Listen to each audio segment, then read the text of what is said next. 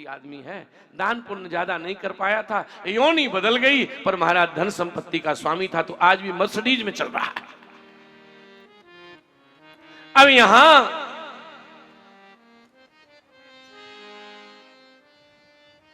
तो ये माला क्यों पहनी जाती है तुलसी की? ऐसा नहीं कि इस उम्र में पहनो, ऐसा पहनो, ऐसा पहनो, नहीं, सब उम्र में पहनो, तुलसी पहनो, रुद्राक्ष पहनो। आप कहेंगे क्यों? इससे बहुत बड़ा फायदा है। क्या? नगर पालिका में, नगर पालिका का एक ट्रक आता है, हमारे आगरा में तो आता है, क्या नगर पालिका का ट्रक आता है, तो वो कुत्ता जितने फालतू होते हैं ना, दो तरह कुत्ते होते हैं, एक फालतू एक पालतू। तो फालतू जितने कुत्ते हैं उनमें दो दो डंडे मारता है और ट्रक में फेंकता जाता है, बोले पटक दो ले जाके। अच्छा पालतू और फालतू इनकी पहचान कैसे हो? तो एक ही पहचान है, जो पालतू होते हैं उनके गले में एक पेटी बनी रहती है, और जो पालतू नहीं है उनके कुछ नहीं है। तो जो पालतू कुत्ता है उसके पेटी बनी है, और पेटी जैसे ही देखते हैं तो कहते हैं ये तो किसी का है, इसे छोड़ दो। हमारे एक महापुरुष कहते थे कि तुलसी और रुद्राक्ष होगा तो यमराज समझ जाएंगे ये ठाकुर जी के पालतू हैं भैया, इन्हें नहीं ले जाना है, ये तो बैकुंठ जाएंगे, ये नरक जाने वाले नहीं है। इसलिए महाराज बहुत अलर्ट रहने की आवश्यकता है।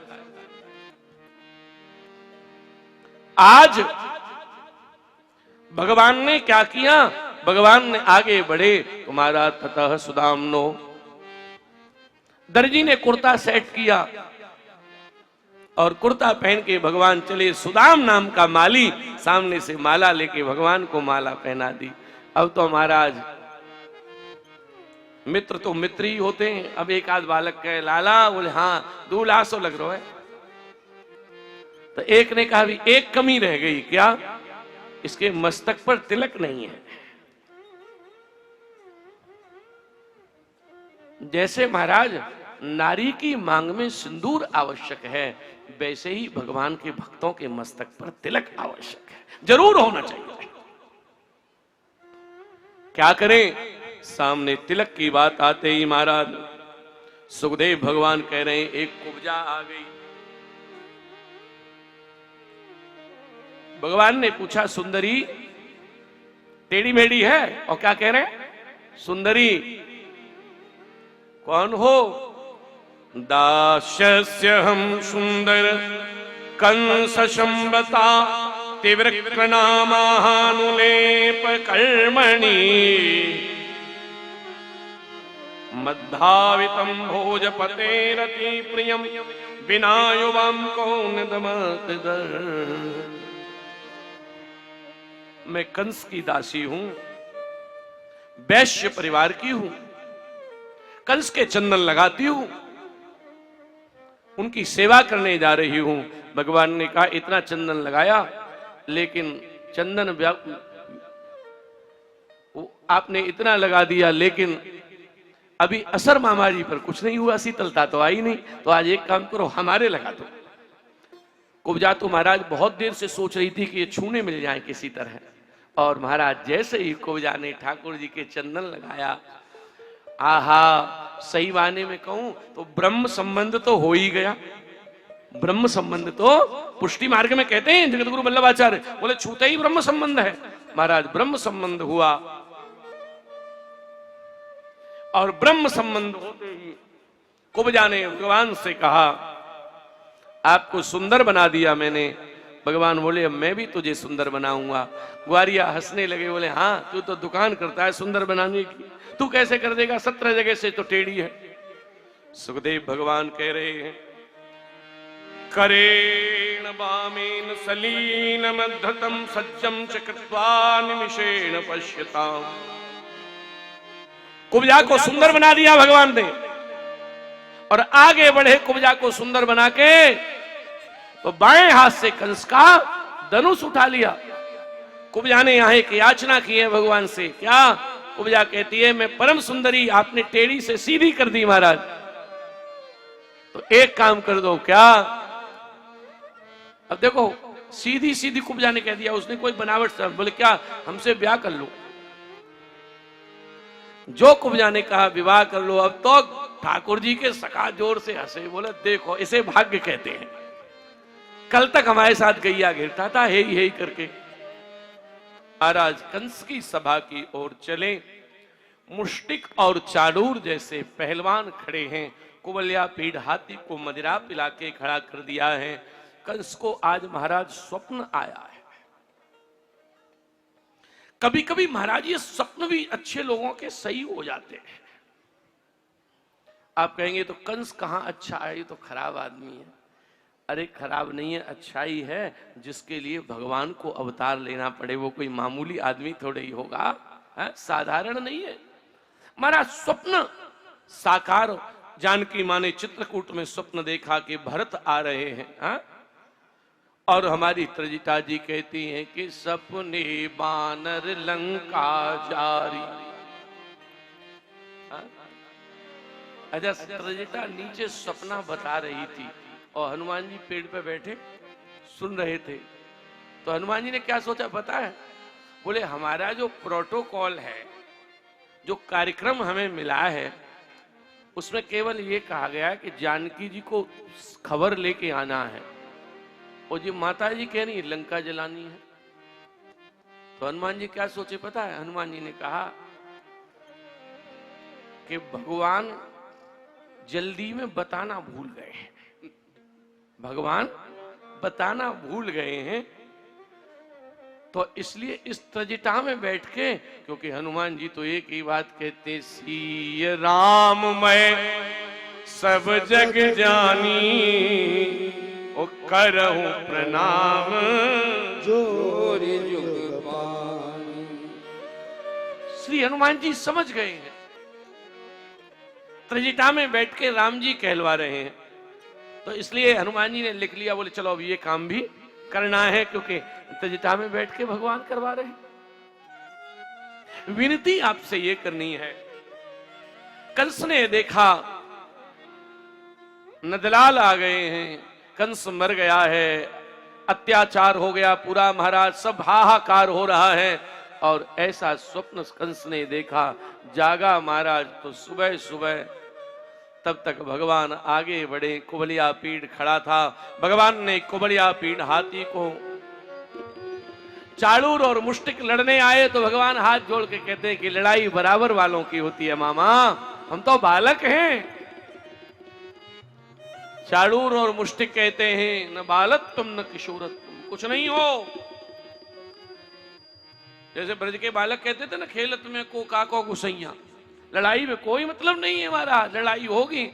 भगवान ने इन्हें धाम दिया, आगे बढ़े महाराज। कुबलिया पीढ़ आगे बढ़ा। भगवान ने कुबलिया पीढ़ हाथी को उठा के पूंछ से महाराज सूंड पकड़ के भगवान ने घुमाया। सब समझ गए कि ये बालक नहीं है, और भगवान ने जमीन में मारा, कुबलिया पीढ़ मारा, और दोनों भाइयों ने वाकई एक एक दांत उखाड़ लिए और कंधे पर रख लिए। महाराज कैसी झांकी है, हा? श्याम गौर, तुलसी बाबा कहते हैं, श्याम गौर सुंदर दो भाई, विश्वामित्र महानिधि पाई, विश्वामित्र महानिधि पाई, विश्वामित्र महानिधि पाई। श्याम गौर सुंदर दो भाई, श्याम गौर सुंदर दो भाई, श्री राम जय राम जय जय राम, श्री राम जय राम जय जय राम, श्री राम जय राम जय जय राम, जय जय राम जय जय राम। महाराज यहाँ कंस की सभा में जैसे ही पहुंचे हैं, देखते ही लोग दंग रह गए भगवान को। मल्ला नाम संगीन नाम नरबर स्त्रीणाम स्मरो मूर्तिमान, गोपानाम स्वजनो असताम चिते बुझा शास्ता स्वपित्रो शिशु मृत्यो भोयर्पते विराट विदुषं तत्त्वं परम योगिनां परमं नृष्णीनां परदेवतेति विदितो रंगगतः साग्रज। सबने अलग अलग भगवान को देखा। इसके लिए एक बात कहने तो पूरा श्लोक हो जाएंगे। क्या? जाकी रही भावना जैसी प्रभु रति देखी न तैसी। जाकी रही भावना जैसी प्रभु रति देखी न तैसी। और साहब होता भी यही है, जैसी दृष्टि से आप निहारोगे वैसा ही दिखेगा।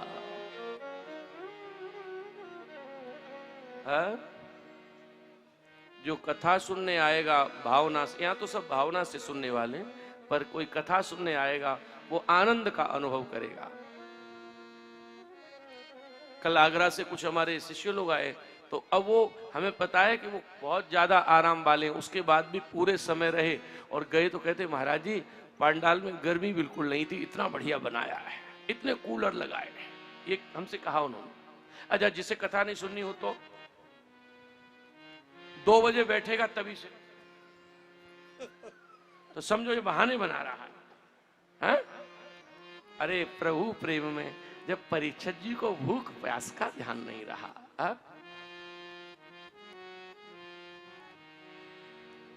महाराज जैसी जिसकी दृष्टि है वैसी उसकी सृष्टि है। महाराज प्रभु आए और भगवान अंदर गए। जैसे ही भगवान अंदर गए हैं, सुखदेव भगवान कह रहे हैं, कंस आसन पर ऊपर था महाराज। एकदम भगवान ने कंस को देखा, भगवान दौड़े और दौड़कर भगवान ने कंस के केस पकड़े, आसन पर चढ़ के। कंस हिलते हुए कहता है बाल मत पकड़ना, कौन है तू? भगवान हंस के बोले देवकी का 8वां।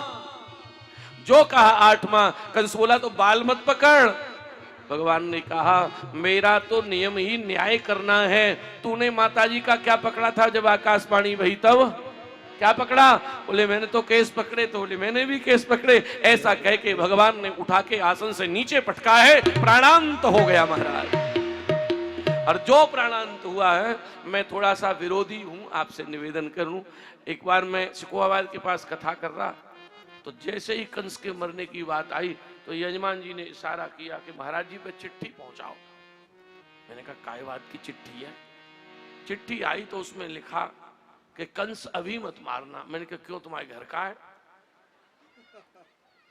बोले नहीं ऐसे नहीं मरेगा। कैसे मरेगा?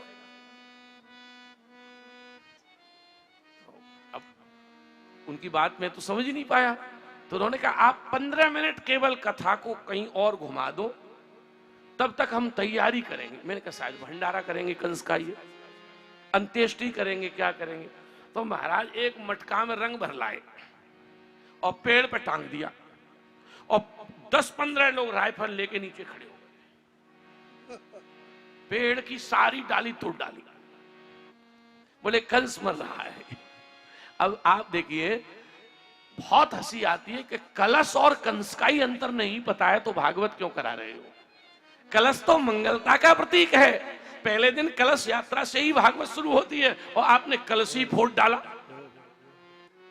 तो महाराज ये सब थोड़ा सा निर्णय ठीक से लेना चाहिए हम सबको। महाराज कंस की मृत्यु भई, सारे लोग ठाकुर जी का कीर्तन करने लगे। जय जय श्री बाल कृष्ण नंद के दुलारे, जय जय श्री बाल कृष्ण। आप गाइए। के दुलारे, जय जय श्री बाल कृष्ण नंद के दुलारे, जय श्री बाल कृष्ण नंद के दुलारे। नंद के दुलारे देवकी के प्राण प्यारे, नंद के दुलारे देवकी के प्राण प्यारे, नंद के दुलारे देवकी के प्राण प्यारे, नंद के दुलारे देवकी के प्राण प्यारे। जय जय श्री बाल कृष्ण नंद के दुलारे, जय जय श्री बाल कृष्ण नंद के दुलारे, जय जय श्री बाल कृष्ण नंद के दुलारे।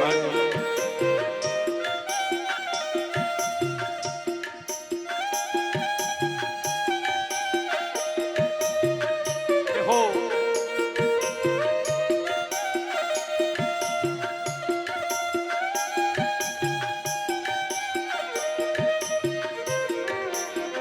जय जय श्री बाल कृष्ण नंद के दुलारे, नंद के प्राण के प्राण प्यारे, नंद के दुलारे यशोदा के प्राण प्यारे।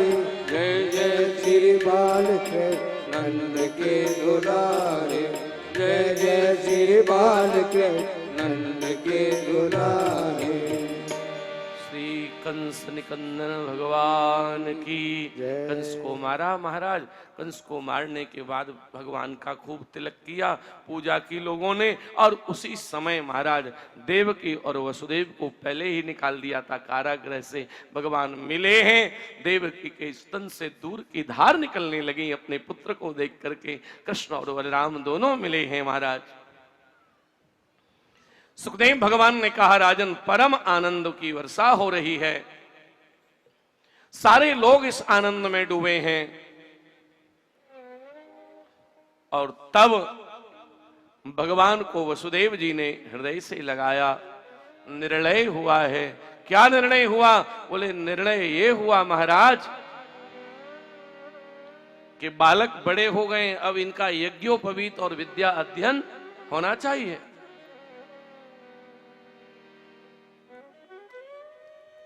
महाराज यज्ञोपवीत बहुत आवश्यक है। अब यज्ञोपवीत का मतलब लोगों ने क्या समझ लिया पता है? शादी के टाइम पे जनेऊ डाल दो, ये यज्ञोपवीत है। और जिसके डाला जाता है वो 3 दिन बाद शादी के उतार के फेंक देता है। ब्राह्मण और क्षत्रिय भी यज्ञोपवीत का पालन नहीं कर रहे हैं। ये बहुत कष्ट की बात है।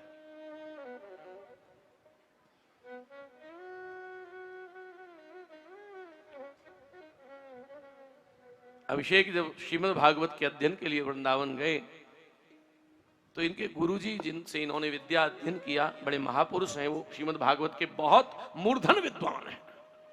तो उन्होंने हमको टेलीफोन किया कि महाराज जी पहले एक निवेदन करना है। मैंने कहा बताओ। बोले एक कार्यक्रम करना पड़ेगा। मैंने कहा बात का? बोले यज्ञोपवीत होगा पहले, तो इनका मुंडन और होगा उसमें। अब महाराज किसी इंजीनियर का मुंडन करा दिया जाए तो वो सोचेगा कि ये तो मुझे टेसू बना रहे हैं।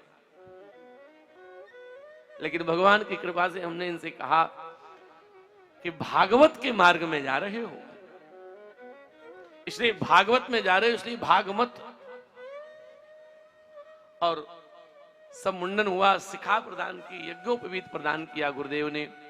महाराज कम से कम एक आचार्य का स्वरूप तो बन के आता है, हा? और वेश की बाबा पूजा होती है।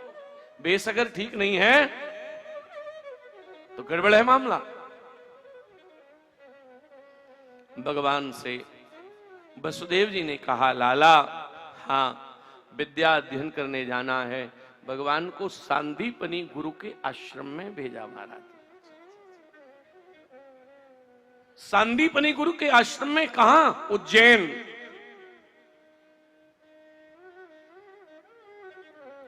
और उज्जैन महाराज भेजा है।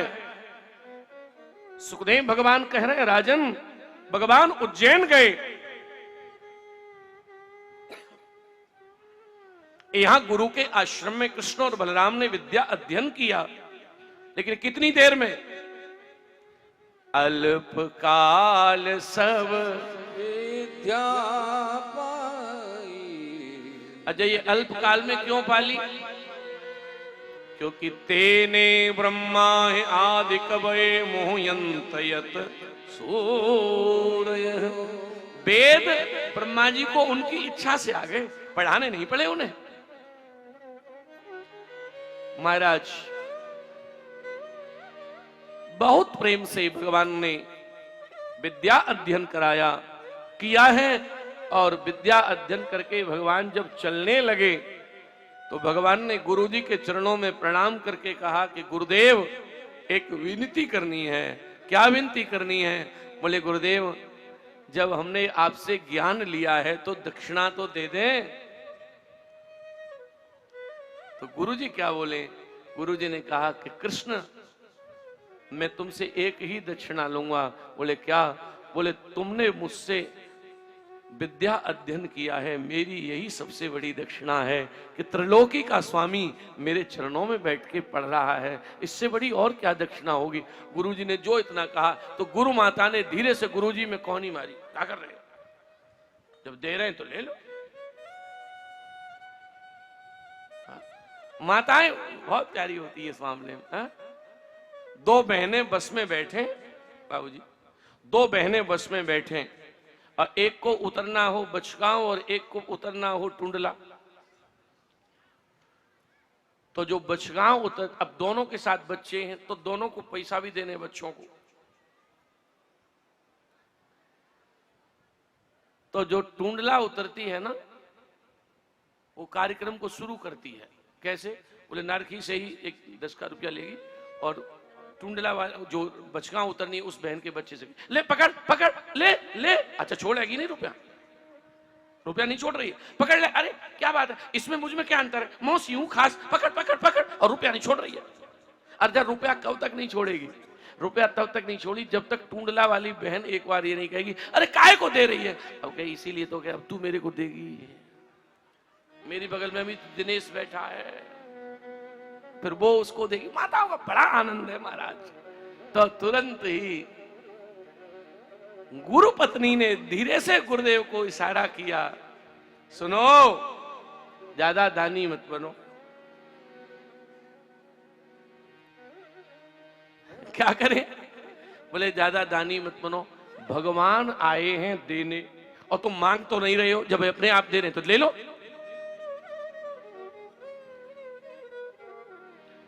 भगवान मुस्कुराए। गुरुदेव ने फिर कहा कि नहीं मैं नहीं लूंगा। तब गुरु मां ने कहा कृष्ण। ठाकुर जी आगे बढ़े, मां तू बोल, तू भी तो गुरु मां है मेरी, बता क्या है। बेटा मेरा एक पुत्र सागर में स्नान करने गया, समुद्र में वो डूब गया, आज तक लौटा नहीं है। मेरा मरा हुआ पुत्र मुझे वापस दे दे। मेरे सुभज्ञ श्रोताओं, आपके चरणों में इस दास की एक विनती है कि केवल भगवान ही भगवान होता है, भगवान के अलावा कोई भगवान दूसरा नहीं होता है। मरा हुआ पुत्र केवल भगवान दे सकते हैं, आदमी नहीं दे सकता, कितना भी बड़ी बातें करे महाराज।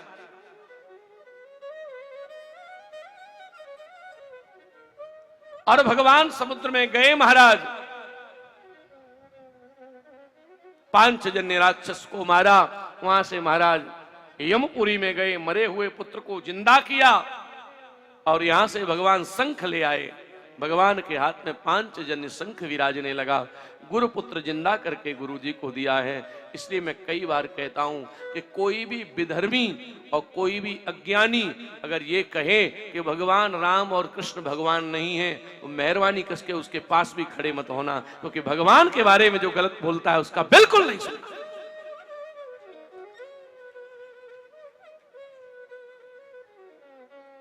आज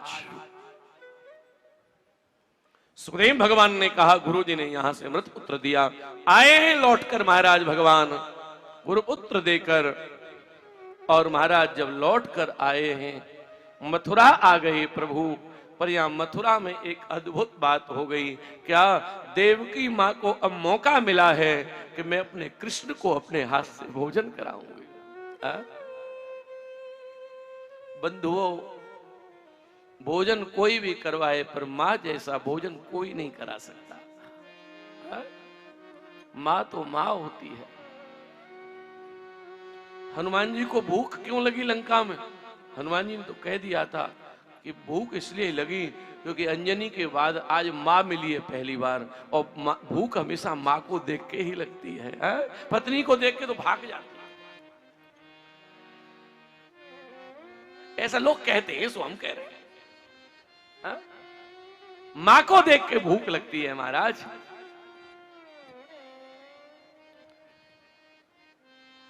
आहा, एक कहीं हम पढ़ रहे थे कि घर में पति आवे तो पत्नी ने मोटी मोटी आंख निकाली वागी तरफ और एकदम लाल वाल वही, तो पति बहुत पॉजिटिव था, मस्त था बहुत। तो एक दिन उसे 8 बजे ऑफिस से आना था, वो आया 10 बजे, तो ठंड के दिन थे, तो पत्नी ने तुरंत कहा कि सुनो, चाहे जा कान सुनो, चाहे जा कान सुनो, 10 बजे रोटी नहीं बना पाऊंगी। पति बड़ा मस्त था, तो उसने एक बार कहा कि अब क्या करें ऑफिस का, कहा नहीं तुम्हारी ऑफिस जाए भाड़ में, सुनो नौकरानी नहीं हूं, पिताजी ने 4 लाख लगाए थे शादी में, बात तमीज से करना। आप बिगड़ गई महाराज जोर से। सो कहने लगी, बोले पराठे सेक दिए मैंने, कितने बजे? 6 बजे, और 6 बजे पराठे सेके और 6 बजे सब्जी बनाई, फ्रिज में रख दी है, ठंडी खाओ आज। और महाराज बोले जाए तो पति गया और सब्जी का कटोरा निकाल के फ्रिज में से लाया, तो पत्नी जहां खड़ी थी ना, आगे मूड पे रख दिया। बोले क्या बात है? बोले गरम कर रहा हूं। अब महाराज दोनों कनपटे पे पराठे लगा दिए। बोले क्या बात है? बोले गरम कर रहा हूं। उसने कहा ये क्या कर रहे हो? बोले जब से ब्याह हुआ है तो कभी ठंडी नहीं, हमेशा ही गरम रहती है। तो आज अच्छे से महाराज ये तो, लेकिन माँ के सामने जो भोजन होता है, आप प्रैक्टिकल करना मेरी बात को, माँ जैसा भोजन कोई नहीं करा सकता। अरे महाभारत में तो वर्णन है, भीम को जब जहर के लड्डू दिए थे तो भीम को पाताल में गया, तो भीम को वहां नाई नहीं मिला, तो दाढ़ी बड़ी बड़ी हो गई। बहुत ध्यान से सुनना, महाभारत की कथा है। और भीम जब पाताल से आया तो उस दिन क्या हुआ कि जिस दिन भीम आया तो घर वालों को तो पता था कि मर गया, तो उस दिन भीम की त्रयोदशी थी जिस दिन भीम आया, तो दाढ़ी हो गई बड़ी और त्रिपुंड वरपुंड लगा लिया। तो जो महात्मा बैठे थे प्रसादी में, अब भीम जैसे ही आए, भीम ने कहा कि अगर हम ये बता दें कि हम जिंदे हैं तो भंडारा कैंसिल हो जाएगा। और भीम भंडारे के शौकीन थे हमारे पंडित जी की तरह, तो उन्होंने तुरंत कहा कि क्या करें? तो भीम ने कहा 1 घंटे बाद बताएंगे, पहले पंगत हो जाए। तो जैसे ही पंगत लगी तो अब महाराज भीम बैठे, अब पत्तल भीम तो भीम, तो महाराज जो लड्डू 4 रखे तो भीम उससे कहें कि ये तसला नहीं रखो। हमारे श्रद्धेय पाठक जी आज आए नहीं है, हमारी कथा में पधारे श्री पाठक जी महाराज। कहां? गिरिराज, ओ हरिद्वार। तो हरिद्वार पधारे, एक बड़े डॉक्टर साहब ने कथा करवाई। तो आम का मौसम शुरू नहीं हुआ था और डॉक्टर साहब ने बनवा दिया आम रस। तो वहां पर हमें नहीं पता, पर पाठक जी जब हमारे कमरे में आए तो हमने उनको प्रणाम किया। मैंने कहा क्या हाल है? बोले आज के हाल पूछो मत। मैंने कहा क्या हुआ? बोले आज हमने भोजन नहीं किया। अरे मैंने कहा तो फिर हमारे यहाँ से कुछ लो। अरे बोले आपके यहाँ से क्या लाए? बोले गिलास, प्लास्टिक के गिलास में आम रस परस रहा था, सो हमने उससे कहा बेटा क्यों हाथ लगा रहा है, बाल्टी दे दे। सो 2 बाल्टी पी आए। हम बना के नहीं कह रहे। तो मैंने कहा 2 बाल्टी? हंस के बोले टेंट वारी थी। तो महाराज भीम ऐसे ही है।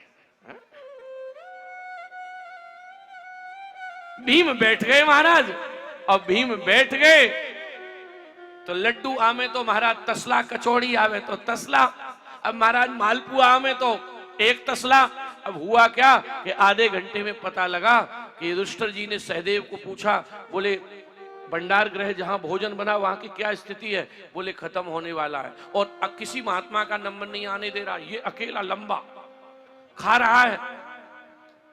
ये बात कुंती मां को पता लगी और कुंती मां रोने लगी। मेरे ब्रकोदर की त्रयोदशी में उसी जैसा कोई ब्राह्मण आया है। करना तो नहीं चाहिए, पर मैं एक बार उस ब्राह्मण को अपने हाथ से खिलाऊं।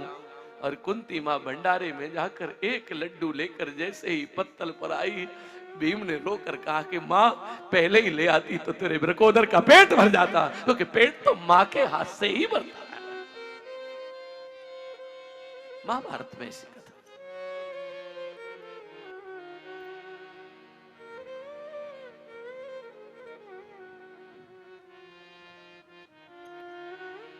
बहुत सारे श्रोतागण हमारे अब भी खड़े हुए हैं।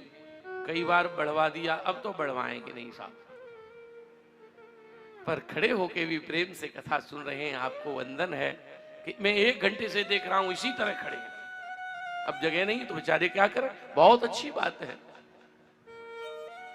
आपका दिव्य भाव है।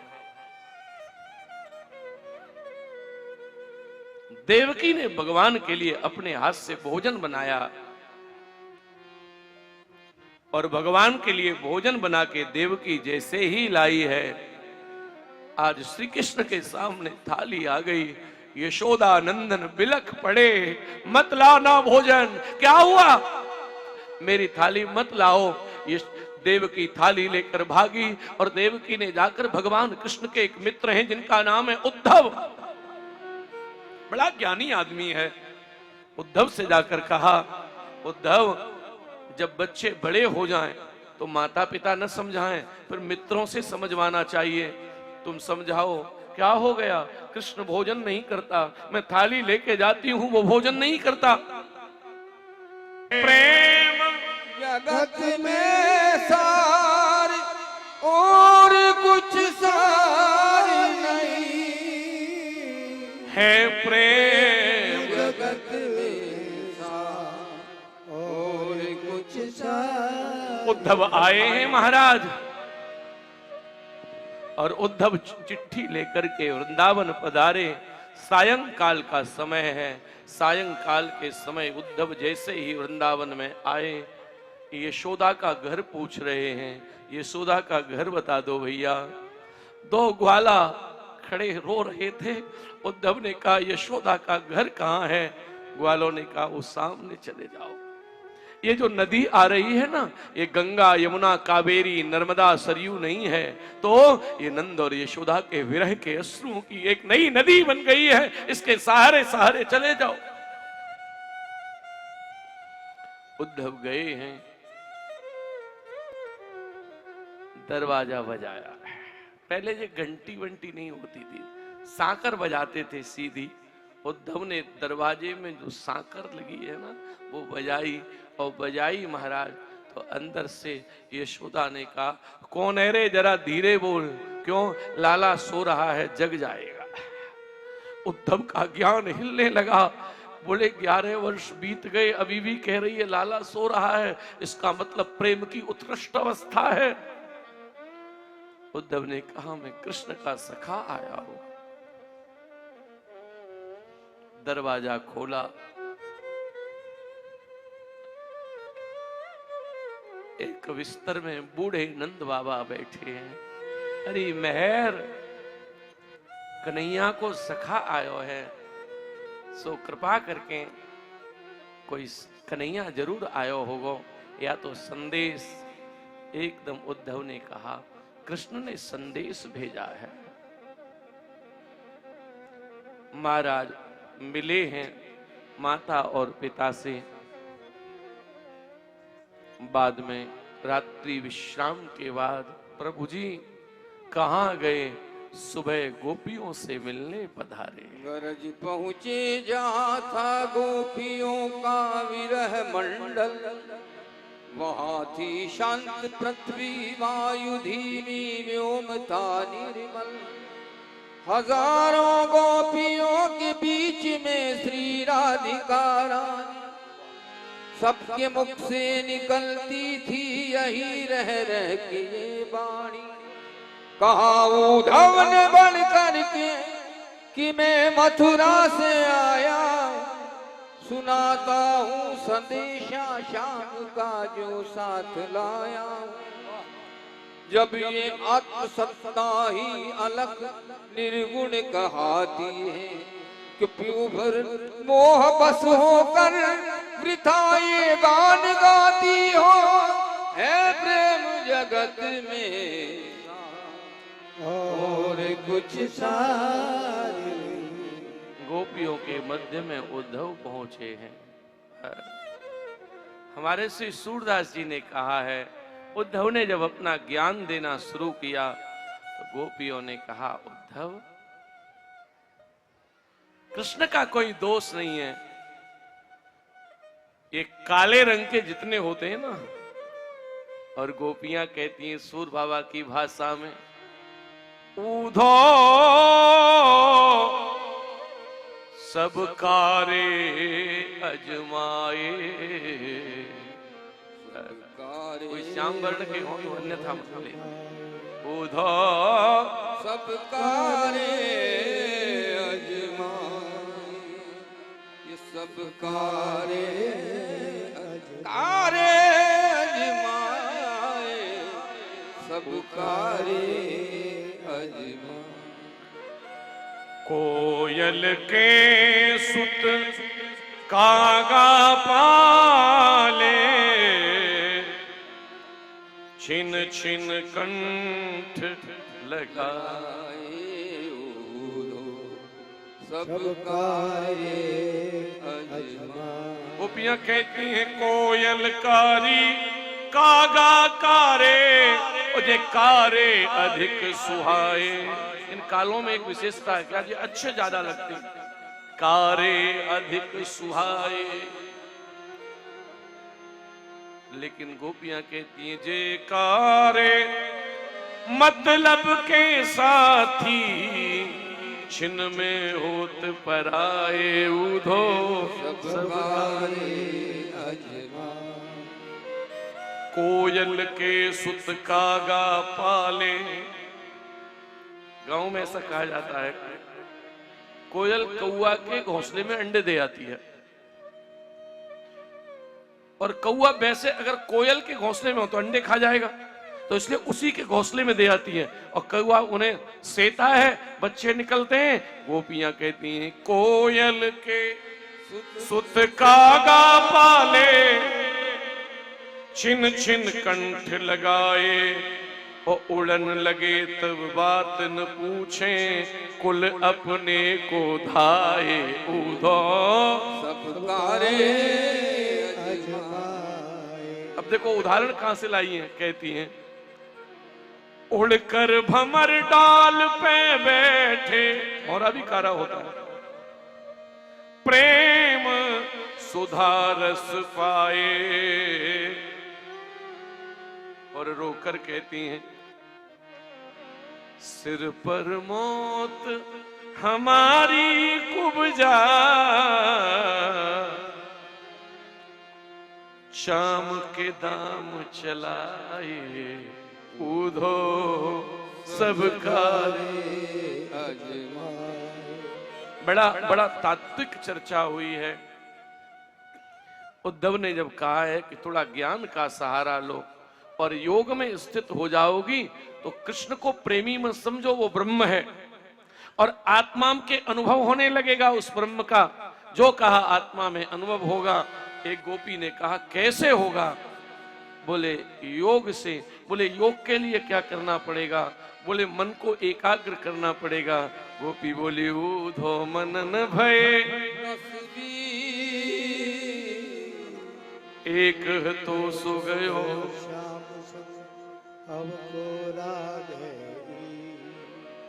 क्या करें उद्धव? महाराज एक पंक्ति कहकर इस प्रसंग को पूरा करें, क्योंकि अभी विवाह भी है। प्रसंग तो बहुत लंबा है, पर मैंने इस पंक्ति के साथ पूर्ण किया, क्योंकि इस विरह रस में आप डूब रहे थे, तो हमने कहा कि इससे आनंद के रस में आप चलें। हमारे दरोगा जी का बड़ा दिव्य नृत्य हो रहा था। तो महाराज ऐसा उद्धव गोपी प्रसंग, यहाँ भ्रमर गीत की चर्चा वही, और महाराज उद्धव जी लौटे। भगवान ने उद्धव को समझाया, मेरी गोपियां और मेरा वृंदावन तो प्रतिपल मेरे पास है। तो बोले फिर मुझे क्यों भेजा? बोले तुझे ज्ञान तो बहुत था पर भक्ति की थोड़ी कमी थी। और नारद भक्ति सूत्र में नारद जी कहते हैं, यथा अव्रज गोपिका नाम, गोपियों से बढ़िया भक्ति जगत में कोई कर ही नहीं सकता। महाराज यहां सुखदेव भगवान ने कहा, राजन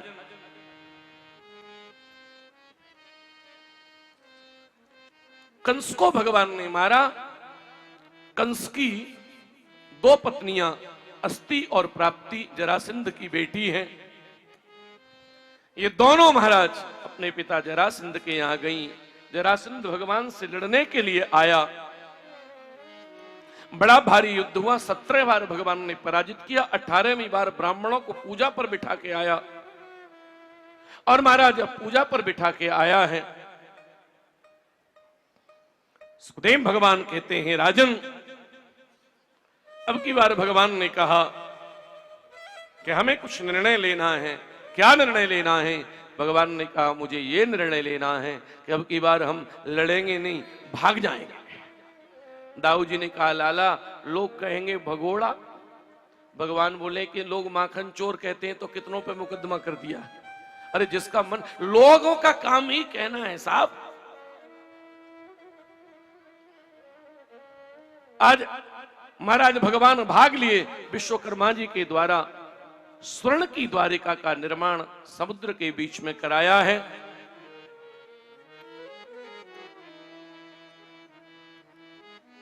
भगवान द्वारिका यहां भागे। महाराज मुचकुंद जी, धौलपुर है ना अपना, यहां मुचकुंद की गुफा है। मैंने 14 बार धौलपुर में कथा कही। महाराज वहां मुचकुंद जी की गुफा पर मुचकुंद जी का कल्याण भगवान ने कालिया बन का नष्ट करके मुचकुंद पर कृपा की। भगवान यहां से गए और महाराज सीधे सीधे भगवान पहुंचे द्वारिका। सागर में छलांग लगाई, द्वारिका पहुंचे। बोलिए द्वारिकाधीश की। सुखदेव भगवान ने कहा, भगवान जब द्वारिका में पहुंचे तो अब प्रसंग बदल रहे हैं। राजा आसीत भीष्म को नाम विदर्भतिर्महा, तस्य पंचाभवन पुत्रा कन्यका चैवरान। श्री कृष्ण गोविंद हरे मुरारे हे नाथ। श्री कृष्ण श्री कृष्ण गोविंद हरे मुरारे हे नाथ नारायण वासुदेव। श्री कृष्ण गोविंद हरे मुरारे हे नाथ नारायण। अब मैंने कल आपसे कह दिया था कि विवाह आज होगा तो होगा ही। ठाकुर जी की कल ऐसी कृपा भई कि यहां से गए तो ठाकुर जी ने परीक्षा ले ली।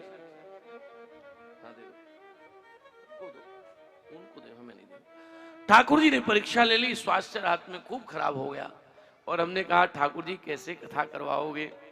और आज हमसे कहा कि थोड़ा विश्राम कर लो, अभिषेक तो खूब अच्छे कर ही रहे कथा, पर मन हमारा भी नहीं माना। लेकिन जब हम बैठे तो हमने कहा कि आधे घंटे से ज्यादा, 1 घंटे से ज्यादा हम कथा आज नहीं कर सकते हैं। पर अब देखा है कि 6:05 हो गई हैं। पता नहीं घड़ी की आदत खराब है कि हमारी। तो भगवत इच्छा से हम लोग अब बहुत प्रेम और श्रद्धा से भगवान के विवाह का आनंद लेंगे और बहुत प्रेम से उस आनंद को हम यहां हृदयंगम करेंगे। उस आनंद को भीष्मक राजा विदर्भ के राजा हैं महाराज, और ये विदर्भ के राजा भीष्मक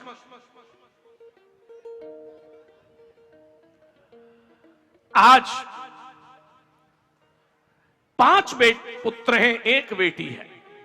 समुद्र में स्नान करने जाते थे तो सरोवर पास में था। सरोवर में ये बेटी कमल के पुष्प में मिली है। लक्ष्मी कभी किसी के गर्भ में नहीं जाती। जनक के आई तो पृथ्वी में मिली और भीष्मक के आई तो सरोवर में कमल पर मिली। महाराज नाम है रुक्मिणी, इसका भाई है रुक्मिणी जी का भाई अपनी बहन का विवाह शिशुपाल के साथ करना चाहता है। तैयारी हो गई विवाह की। अब देखो विवाह की तैयारी होगी और आज हमने ऐसा विचार किया है कि आप विवाह की तैयारी से आए हो, तो विवाह में आए हो, हमने कहा था तो कपड़ा वपड़ा भी सब ठीक पहन के आए ही हैं लगभग। तो आज आपके प्रसाद जो है ना, वो ठाकुर जी का भोग आपके पास ही पहुंचे, क्योंकि बाराती अगर धक्कों में खाएं तो अच्छा नहीं लगता है। तो आज आप बाराती हैं तो विवाह का प्रसाद आपके पास वहीं पहुंचे, क्योंकि बाराती का तो मतलब ही है कि जो बर्राती है, जो दिन में बर्रावे, सपने देखे। तो महाराज आप सब ऐसी व्यवस्था आज की गई है और वो व्यवस्था प्रारंभ हो जाएगी धीरे धीरे और आप लोग विवाह का आनंद ले पाएंगे। एक बार और नृत्य कर लेना विवाह का, और साथ साथ कल कथा का विश्राम, कल ही है, कल कथा का विश्राम है। मुझे तो पता नहीं लगा 6 दिन कहाँ निकल गए ठाकुर जी की इच्छा से।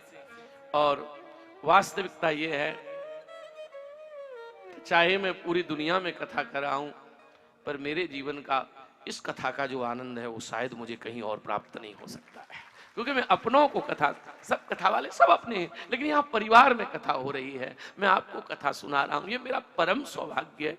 और लग रहा है कि कल कथा विश्राम हो जाएगी, मैं तो 2 दिन बाद फिर कथा शुरू कर दूंगा बिहार में जाके। पर मुझे लग रहा है कि यहाँ की जो स्मृति है वो ऊधव मोहि ब्रज विसरत नाही, ये जो मेरी जन्मभूमि है, यहाँ का जो आनंद है, यहाँ का जो दिव्य सुख है, आप सबका जो दर्शन हो रहा है, ये अद्भुत है और ये मुश्किल से प्राप्त होता है। मैं ऐसा सोच रहा था कि ये कथा तो हुई और आप सबका इतना प्यार मिला कि मैं अगर कई जन्म लूं तो भी आपके ऋण से उऋण नहीं हो सकता। मैं इतना प्यार आप लोगों का है। पर मैं अभी विचार कर रहा था कि मैं बहुत व्यस्त रहता हूं, बिना काम का व्यस्त हूं। मैं 1 साल बाद या 1 वर्ष के अंदर एक सूक्ष्म रूप में, ये तो बहुत बड़ा रूप है, लेकिन सूक्ष्म रूप में इस अपनी जन्मभूमि में अभिषेक की कथा मैं कराऊंगा, एक मेरा विचार है। आज मेरे मन में ये भाव आया है। मैं तो कथा सुनूंगा फिर आपकी तरह नीचे बैठ के, और आप सब कराएंगे, मैं नहीं कराऊंगा, आप सब कराएंगे, आप सब उसके साक्षी होंगे। जिस तरह आपने मुझे प्रेम दिया है, मुझे लगता है बालक को भी उतना प्रेम मिले। और यहाँ एक कथा साल भर में अगर मैंने व्यासपीठ से कहा है तो मेरे हनुमान जी बालाजी सुनेंगे और जरूर होगी। महाराज अब वो इतने बड़े रूप में नहीं होगी, श्रोता कम होंगे, लेकिन वो प्राइवेट कथा हो जाएगी, थोड़ी छोटी सी, लेकिन हम लोग जो लोग आनंद ले सकते होंगे। कथा में इतना प्रेम है। कल मैं जा रहा था तो मुझको आगरा जाके किसी ने कहा, महाराज जी आपकी कथा, आपकी जन्मभूमि हो रही है, एक दाढ़ी वाला भैया वहां से लाइव कर देता है कथा को। मुझे पता ही नहीं था, पर हमारे परम स्नेही ब्रजराज जी ये बैठे हुए हैं, मुझे तो नाम भी इनका कल पता लगा। इतने भाव से ये कथा को जन जन तक पहुंचाते हैं, तो मैं कहां तक वर्णन करूं आप लोगों का। प्रसाद जो लोग, ये जो बारात को आप ब्रेकफास्ट दे रहे हैं ना, ये ध्यान रखना कि आवाज नहीं, न बारात करे न घरात, आवाज नहीं हो, चुपचाप चुपचाप। महाराज आज रुक्मिणी की विवाह शिशुपाल के साथ होने वाला है, इसलिए रुक्मिणी श्री कृष्ण की प्रिया है। आज महाराज चिट्ठी लिख दी और एक पंडित जी को चिट्ठी दे दी है।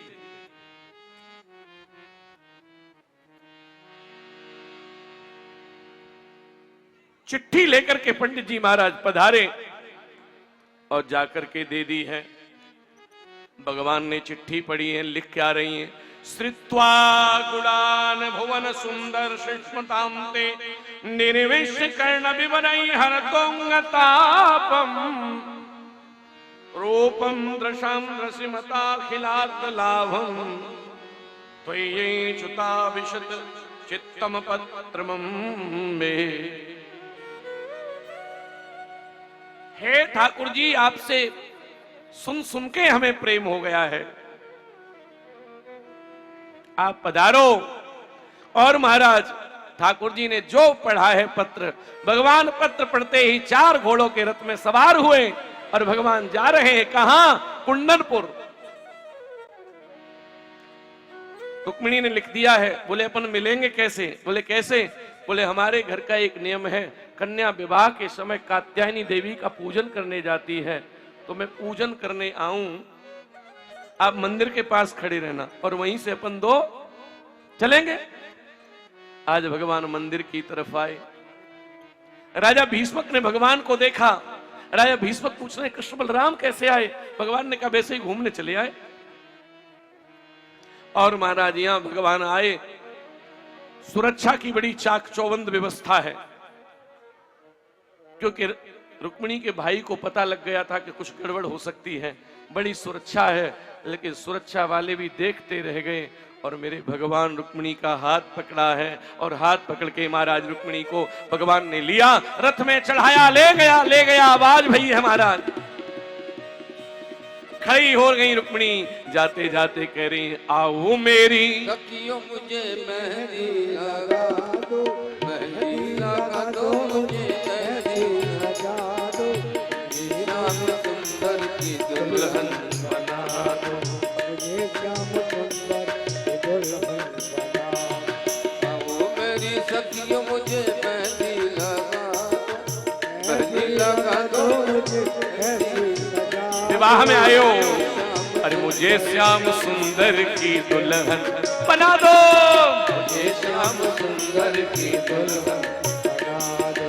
आओ मेरी सखियों मेहंदी लगा दो, मेहंदी लगा दो, मुझे मेहंदी लगा दो, अरे मुझे श्याम सुंदर की दुल्हन बना दो, मुझे श्याम सुंदर की दुल्हन बना दो। एक बात कहूं, आज जो चूक गया उसे मौका नहीं मिलेगा फिर।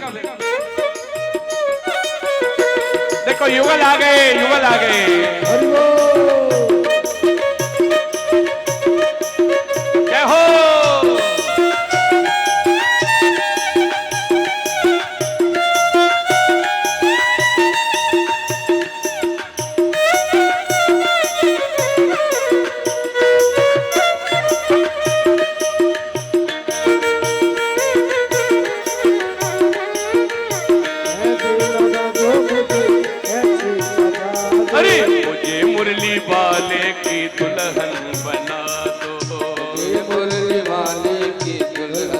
कब से बना सपना?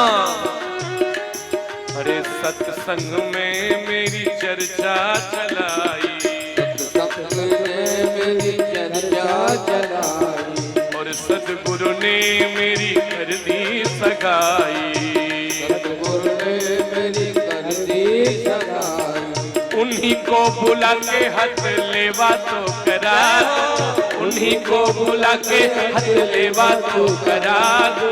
मुझे मुझे मुझे मुरली वाले की दुल्हन बना, अरे मुझे मुरली वाले की दुल्हन बना, मुझे मुरली वाले की दुल्हन बना।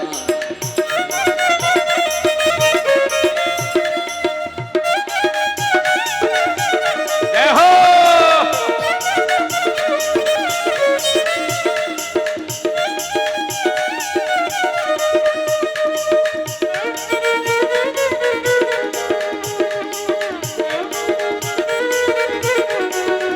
बैठे रहे।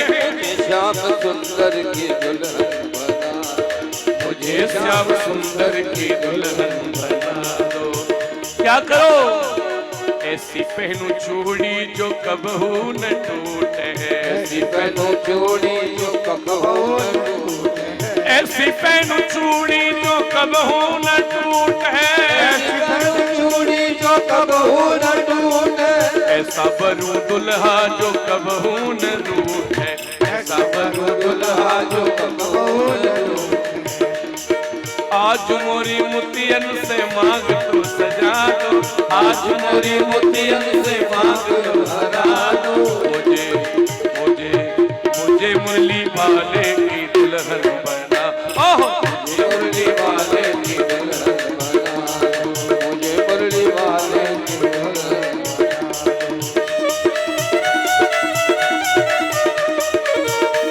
जय हो।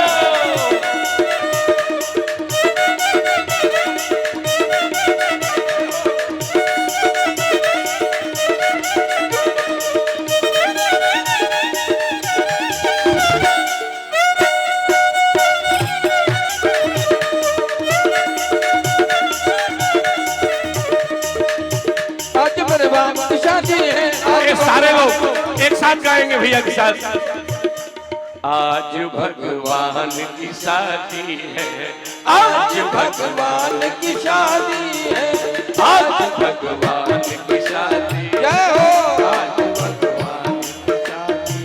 परम गुरु जी के घर पे, परम गुरु जी के घर भगवान की शादी है, आज भगवान की शादी है, आज भगवान की शादी है, शाम की शादी है, मेरे भगवान की शादी है, शाम की शादी शादी है मेरे घर श्याम की शादी, ओहो आज भगवान की शादी है, आज भगवान की शादी, ऐसा लगता है जग के आधार की शादी है, आज भगवान की शादी है, आज भगवान की शादी है।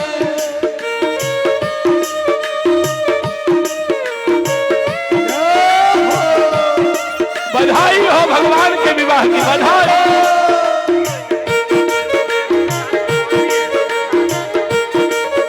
अभी आपको जाना नहीं है, किसी को जाना नहीं, क्योंकि अभी बारात की तरह एक चीज आई, अभी और आएगी। दुल्हनिया रुक्मिणी मैया, दुल्हनिया रुक्मिणी मैया, ये सिंगार खड़ी है, ये सिंगार खड़ी है, ओ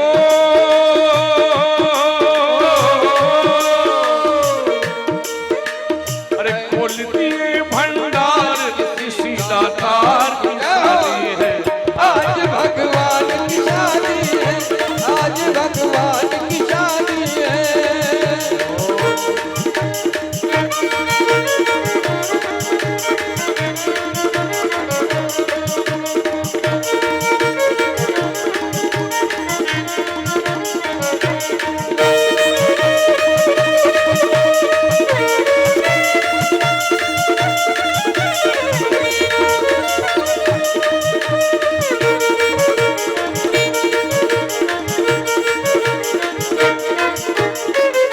सजा गजदार खड़ा है,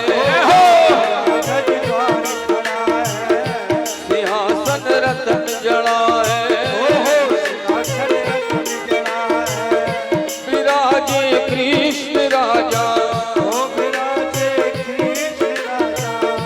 यादवों के महाराजा, बलराऊ भैया, संग बलराऊ भैया, ओ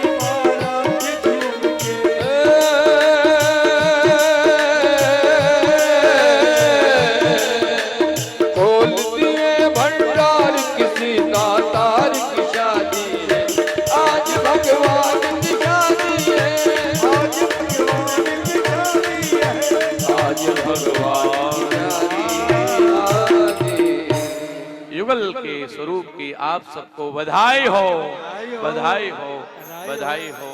हमारे बहुत प्रेमी और हमारे शिष्य भी हैं फिरोजाबाद में गर्ग होटल के स्वामी। हेलो हेलो सभी यहाँ भक्तगण प्रसाद सपत्नीक लेकर के पधारे ही हैं। जाएंगे। आरती पश्चात ही प्रस्थान करें। मैं देख रहा हूँ ज्यादातर भक्त लोग प्रस्थान कर चुके हैं। महाराज जी का निवेदन है सभी लोग अपने यथास्थान बैठ जाएं। जयकारा शेरावाली का।